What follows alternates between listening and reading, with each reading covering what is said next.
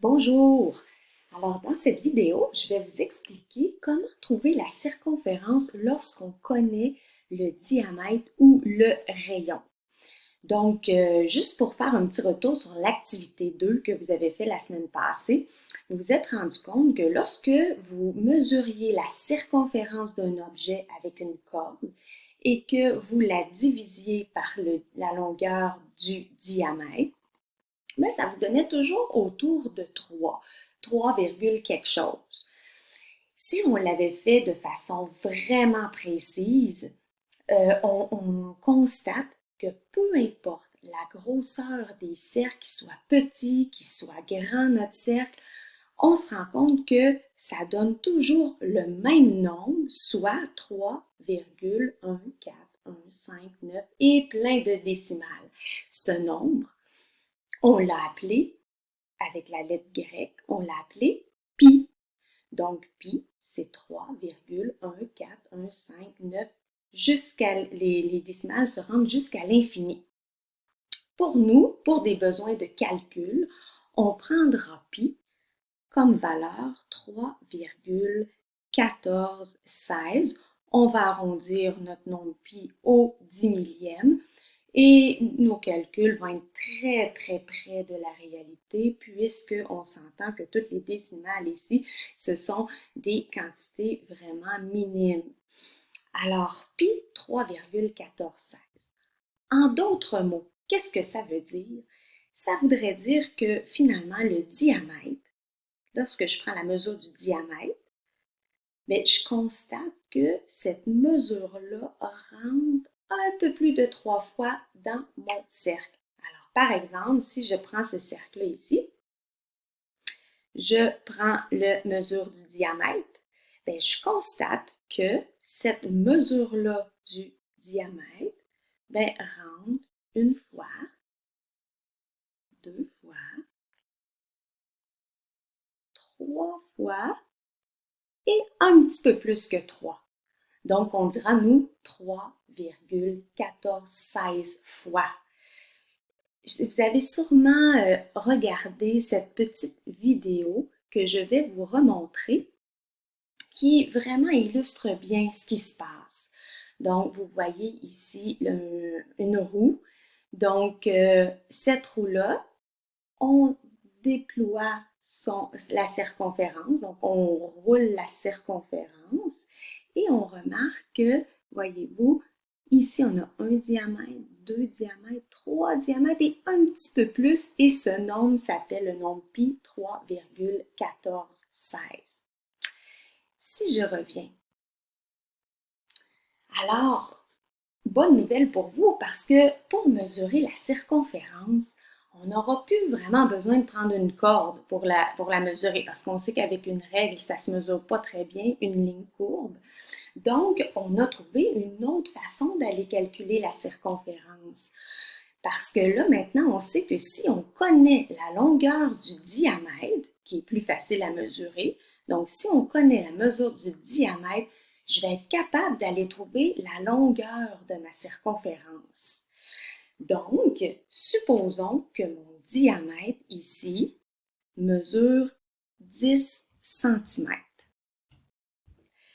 Si ce diamètre-là mesure 10 cm, je sais qu'il rentre 3,1416 fois dans ma circonférence. Alors, ce que je ferai ici, lorsque je cherche la circonférence et que je connais mon diamètre, le diamètre est de 10 cm ici, bien, je vais faire le diamètre fois pi, donc fois 3,1416 et ça va me donner ma circonférence.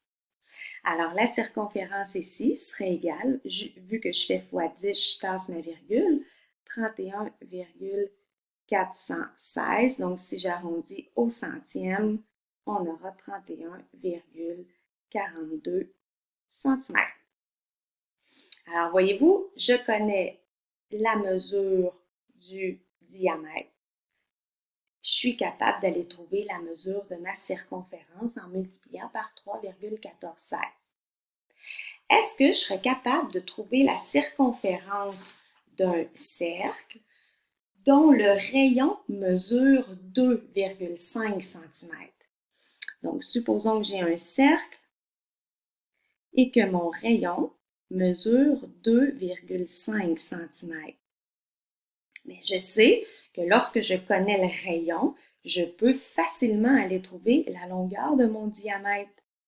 Parce que je sais que le diamètre, c'est 2 fois la longueur du rayon.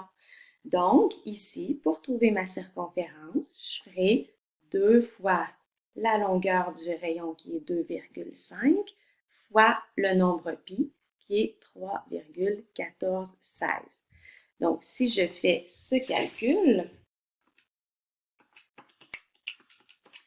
j'obtiens 15,708 cm. Donc, j'arrondis encore une fois au centième. J'aurai 15,71 cm de circonférence. Donc, mon rayon mesure 2,5. Je suis capable d'aller trouver mon diamètre et donc je suis capable d'aller trouver la circonférence de mon cercle.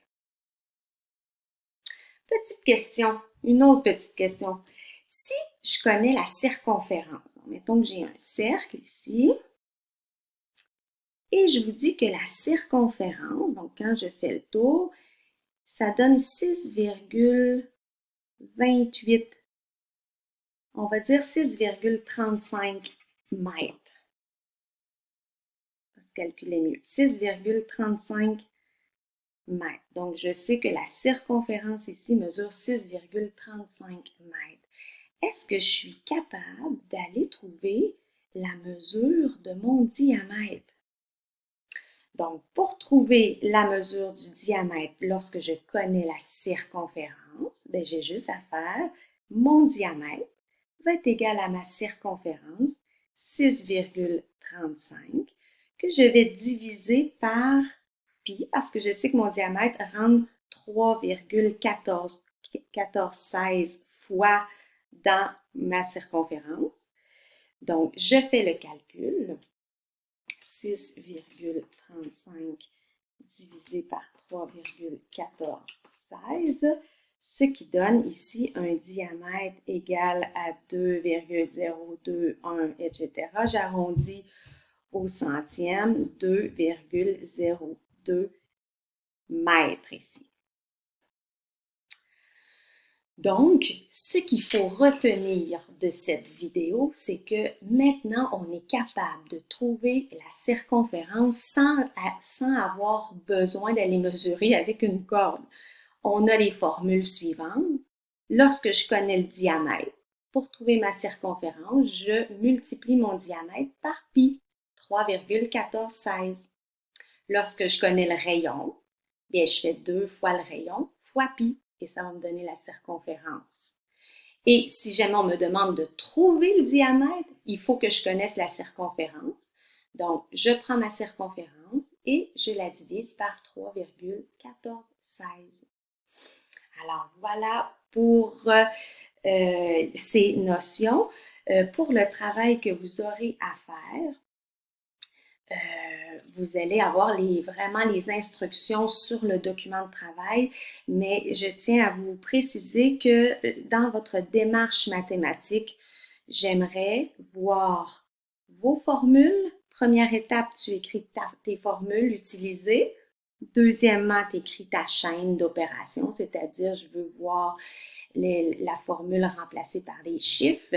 Et finalement, je veux voir une belle réponse avec les unités. Alors voilà, bon travail!